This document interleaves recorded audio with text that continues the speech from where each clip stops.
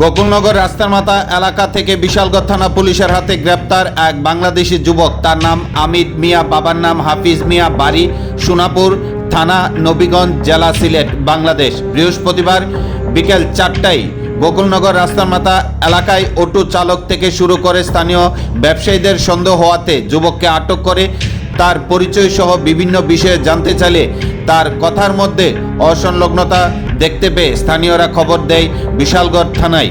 বিশালগড় থানার পুলিশ ঘটনাস্থলে ছুটে গিয়ে বাংলাদেশি যুবক আমিদ মিয়াকে গ্রেপ্তার করে বিশালগড় থানায় নিয়ে আসে। জানা যায় সেই কমলাসাগর সীমান্ত এলাকা দিয়ে অবৈধভাবে ভারতে প্রবেশ করে কমলাসাগর দেবীপুর সীমান্ত এলাকার কিছু দালাল চক্রের হাত ধরে বাংলাদেশি যুবক আগরতলা সিদ্ধি আশ্রম রেল স্টেশন থেকে রেল করে বহিরাজ্যে পাড়ি দেওয়ার উদ্দেশ্যে গোকুলনগর রাস্তার মাথায় এসে উপস্থিত হয় দালাল চক্রের নির্দেশ অনুসারে, কিন্তু দীর্ঘক্ষণ এলাকায় ঘোরাফেরা করায় লোকের সন্দেহ হয়। বিশালগড় থানার পুলিশ অবৈধভাবে কমলাসাগর সীমান্ত এলাকা দিয়ে পেরিয়ে ভারতে প্রবেশ করার অভিযোগে পাসপোর্ট অ্যাক্টে অভিযুক্তের বিরুদ্ধে মামলা গ্রহণ করেন। আগামীকাল অভিযুক্তকে বিশালগড় আদালতে সোপর্দ করবে পুলিশ।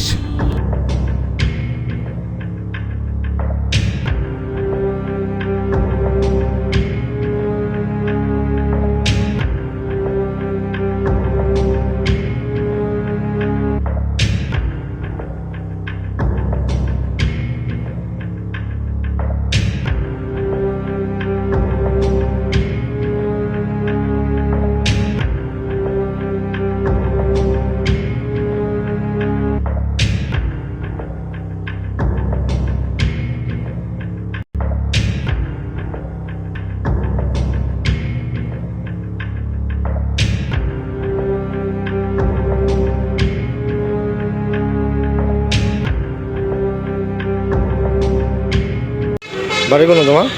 বাড়ি সুনামগঞ্জ কোনখানে? নবীগঞ্জ, বাংলাদেশ? নবীগঞ্জ থানা আর সোনাপুর হচ্ছে বাড়ি। তোমার নাম কি?